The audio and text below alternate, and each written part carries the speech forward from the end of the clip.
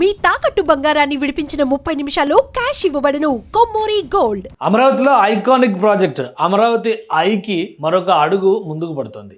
ఏజీఐసీఎల్ Amaravati growth and infrastructure corporation limited సంస్థ ఫ్రెష్గా మళ్ళీ ఆర్ఎఫ్పి ప్రపోజల్స్ని ఫ్లోట్ చేసేటువంటి ప్రయత్నాల్లో ఉంది. అంటే దీనికి సంబంధించినటువంటి టెండర్ యాక్టివిటీ కూడా మొదలయ్యేటువంటి అవకాశం ఉంది. ఎందుకంటే ఈ మార్చ్లో జరిగినటువంటి డిస్కషన్స్, ఆ తర్వాత ఏజీఐసీఎల్కి వచ్చినటువంటి ఫీడ్బ్యాక్, ఎందుకంటే నిప్పన్ కోయ్ సంస్థ చేత ఒక ఫీల్డ్ స్టడీ చేయించింది ఏపీ సర్కార్, అంటే సిఆర్డీ ఆధ్వర్యంలో జరిగింది. సో ఆ సందర్భంగా అమరావతిలో భారీ జైంట్ వీల్ ఏర్పాటు చేయాలనేటువంటి ప్రతిపాదన వచ్చింది. దీనికోసం ఆల్రెడీ గత నెలలోనే ప్రపోజల్స్ని రిలీజ్ చేసింది రాష్ట్ర ప్రభుత్వం.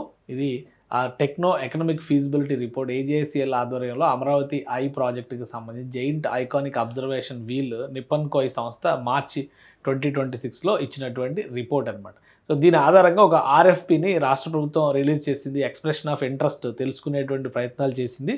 సో అందులో భాగంగానే ఈ ప్రాజెక్టుని కాంట్రాక్టర్లు ప్రైవేట్ సంస్థలకు, ఎందుకంటే పీపీపీ మోడల్లో దీన్ని నిర్మించాలని చెప్పి నిర్ణయం తీసుకున్నారు. అది కూడా లొకేషన్ ఒకసారి మనం చూస్తే కనుక అమరావతిలో ఒక కీలకమైనటువంటి లెఫ్ట్ బ్యాంక్లో కృష్ణానదికి అమరావతి సైడు ఒక నిర్మాణం, ఒక ప్లేస్ కేటాయిస్తారు.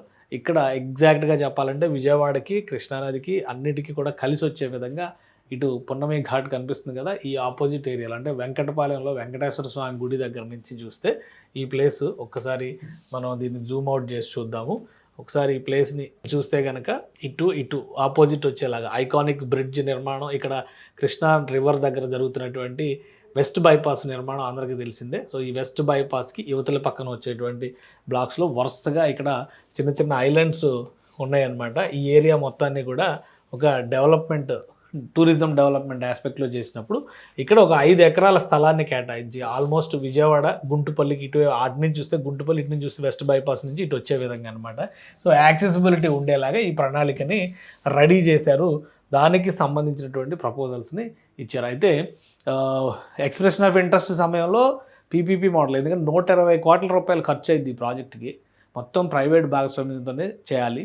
ప్రభుత్వం కేవలం ల్యాండ్ ఇస్తుంది. అక్కడ జైంట్ వీల్ ఏర్పాటుతో పాటు రిక్రియేషను, ఎంటర్టైన్మెంట్ జోను, అలానే బ్యూటిఫికేషన్, గార్డెనింగ్ ఇవన్నీ కూడా డెవలప్ చేయాల్సినటువంటి అవసరం ఉంటుంది. మొత్తం ఒక 120 కోట్ల రూపాయల ప్రాజెక్ట్ అనుకున్నారు. బ్యూటిఫికేషన్కి సంబంధించి మొత్తం లెక్కలేసి చూస్తే కనుక 140-150 కోట్ల రూపాయల ప్రాజెక్టు మొత్తం కూడా ప్రైవేట్ భాగస్వామ్యంతో చేయాలనుకున్నారు. అయితే ఎక్స్ప్రెషన్ ఆఫ్ ఇంట్రెస్ట్ సమయంలో అనేక సంస్థలు ఇచ్చినటువంటి నివేదికల ఆధారంగా 5 ఎకరాల భూమి, 5+1 6 ఎకరాల భూమి కేటాయించాలని చెప్పి అనుకున్నారు ఈ ప్రాజెక్టులో. ఎందుకంటే ఈ నివేదికలో కూడా చాలా క్లియర్ పిక్చర్ ఉంటుందన్నమాట. అన్ని వివరాలు, అంటే ఏ విధంగా దీన్ని డెవలప్ చేస్తారు.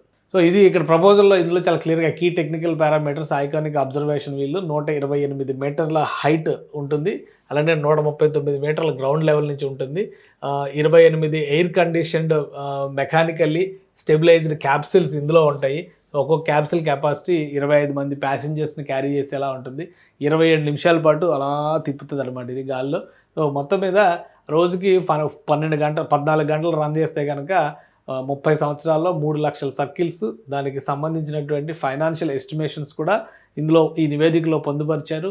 ఎంత స్థలం కేటాయించాలి, ఈ ఐకానిక్ వీల్కి సంబంధించేమో 5 ఎకరాల స్థలం, మరొక ఎకరం ఏమో రిక్రియేషన్కి సంబంధించి మొత్తం 6 ఎకరాలు అని చెప్పి ప్రపోజల్లో పెట్టారు. అయితే 120 కోట్ల రూపాయలు ఖర్చు అవుతుంది. ఇప్పుడు వీళ్ళు ఇచ్చినటువంటి ఇన్ఫర్మేషన్ ఆధారంగా ఇది ఐకానిక్ వీల్ ప్రాజెక్టుకి సంబంధించి, అలానే వైబిలిటీ ఆఫ్ కమర్షియల్ ఏరియాకి సంబంధించి 1 ఎకరం, అలానే 39 కోట్ల 20 లక్షల రూపాయలతో ఇది డెవలప్మెంట్, ఈ రెండు కలిపి ఇవ్వాలని చెప్పి అనుకున్నారు. సో ఇంత పెద్ద ప్రాజెక్ట్ చేసేటువంటి సమయంలో 5-6 ఎకరాల స్థలం వైబుల్ కాదు అనేటువంటి అంశాన్ని ఏజీఐసీఎల్ దృష్టికి తీసుకెళ్లారు. ఈ ప్రతిపాదనలన్నింటినీ కూడా రాష్ట్ర ప్రభుత్వం పరిశీలించి క్యాబినెట్ అప్రూవల్ చేసింది. సో ఈ స్థలాన్ని 10 ఎకరాలకు పెంచుతున్నారు. సో 10 ఎకరాల భూమిని కేటాయించబోతున్నారు. అందుకని చెప్పనే ఈ పాత ప్రపోజల్ ఏదైతే రిలీజ్ చేశారో అది క్యాన్సిల్ చేశారు. ఇప్పుడు ఫ్రెష్గా మళ్ళీ ప్రపోజల్స్ రిలీజ్ చేసేటువంటి ప్రయత్నాల్లో ఉన్నాయి. మొత్తం ల్యాండ్ 6 ఎకరాలు, 160 కోట్ల రూపాయల దాకా ఎక్స్పెండిచర్ పడుతుందని చెప్పి అంచనా వేశారు. 30 ఏళ్ల పాటు లీజ్ ఉంటుంది. అలానే లొకేషన్ కూడా ఇక్కడ క్లియర్గా ఇందులో ఎక్స్ప్లెయిన్ చేశారు అనమాట. ఎక్కడ ఏ ప్లేస్లో వస్తుందని ఇందాక చెప్పాను కదా, ఈ కర్వ్ ప్లేస్లోనే ఇక్కడ వస్తుంది. సో ఇటు గుంటుపల్లి ఆపోజిట్ వస్తుంది. ఇది కృష్ణ వెస్ట్ బైపాస్ బ్రిడ్జ్ అనమాట. ఇటు నుంచి ఏ వైపు నుంచి అయినా కానీ యాక్సెసిబిలిటీ ఉండే విధంగా దీన్ని తీర్చిదిద్దారు. ఇందులో వాడేటువంటి క్యాప్సిల్స్, వాటి నమూనాలు నిప్పన్ కోయ్ సంస్థ పూర్తి స్థాయిలో ఈ వీల్ సైజుని ఇలా పెట్టి డిజైన్ చేశారు. 110 మీటర్ల ప్లాన్ అన్నారు. కానీ ఇప్పుడు తాజాగా వచ్చినటువంటి ప్రపోజల్ విషయం ఏంటంటే ఈ హైట్ ఎంత పెరిగితే అంత ల్యాండ్ కూడా పెంచాలనేటువంటి నిర్ణయానికి వచ్చారు. ప్రస్తుతానికి ఈ క్యాప్సూల్ మోడల్ ఈ విధంగా ఉంటుంది. కంప్లీట్లీ ఎయిర్ కండిషన్డ్ క్యాప్సూల్ అనమాట. సో ఫుల్ సేఫ్టీతో ఉండేటువంటి క్యాప్సూల్. సో ఈ సంస్థలు, ప్రైవేట్ సంస్థలు ఇచ్చినటువంటి ఆల్రెడీ ఇటీవల మనం చూస్తే కనుక నెదర్లాండ్స్కి చెందినటువంటి ఒక సంస్థ దీని మీద ఇంటర్నెక్స్ట్ సంస్థ దీన్ని ఏర్పాటు చేసేటువంటి క్రమంలో ఈ ఐ వీల్స్ ఏవైతే దుబాయ్ ఐ కానీ, లండన్ ఐ కానీ, సింగపూర్ ఐ కానీ ఇట్లాంటి వాటిని ఏర్పాటు చేయడంలో యాక్టివ్ రోల్ తీసుకుందో ఆ సంస్థ కూడా వచ్చి రాష్ట్ర ప్రభుత్వ ప్రతినిధులతో చర్చలు జరిపింది. సో వీటన్నిటి సారాంశంగా ఇప్పుడు ల్యాండ్ పెంచాలనేటువంటి నిర్ణయం తీసుకుంది. తాజా ప్రపోజల్స్ని మళ్ళీ ఏజీఐసీఎల్ టెండర్స్ రూపంలో రిలీజ్ చేయబోతుంది. సో ప్రస్తుతం దుబాయ్లో 250 మీటర్ల ఎత్తు ఉంది.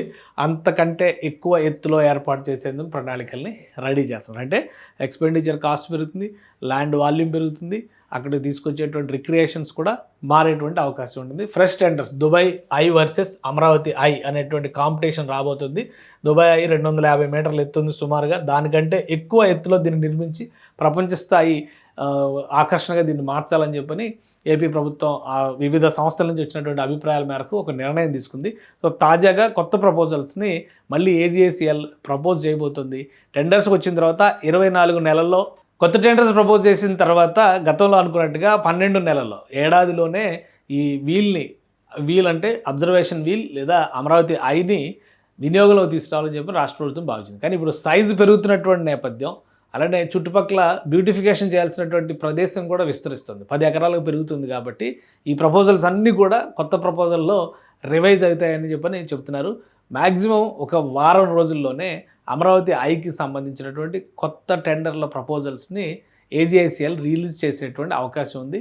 సో వీలైనంత వేగంగా ఆ ప్రాంతాన్ని కాంట్రాక్ట్ సంస్థను ఎంపిక చేసి అప్పగిస్తే కనుక ఏడాది నుంచి 2 ఏళ్లలో ఆ ప్రాంతంలో డెవలప్మెంట్, ముఖ్యంగా రివర్ ఫ్రంట్ ప్రాజెక్టుకి సంబంధించినటువంటి డెవలప్మెంట్కి ఆస్కారం ఎక్కువగా ఉంటుందని చెప్పని రాష్ట్ర ప్రభుత్వం భావిస్తుంది. సో అతి త్వరలోనే అమరావతి ఐకి సంబంధించి తాజా టెండర్లు రిలీజ్ చేయబోతున్నారు.